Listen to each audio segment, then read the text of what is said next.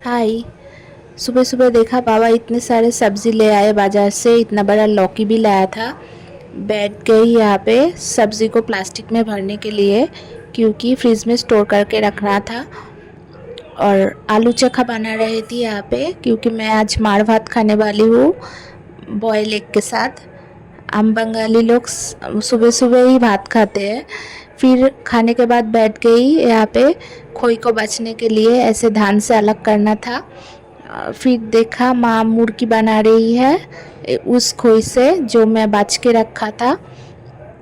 ऐसे गुड़ से मुर्गी बनती है हमारे यहाँ पे। थोड़ा थोड़ा गुड़ गुड़ में खोई दे के फिर लंच करने बैठ गई। लंच पे आज बहुत कुछ था, फिश करी, एग करी, दाल, आलू आलू और भिंडी फ्राई।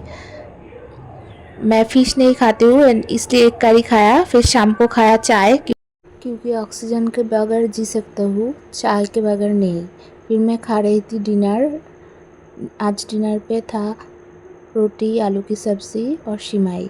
आज के लिए इतना ही, फिर मिलते हैं नेक्स्ट ब्लॉग पर।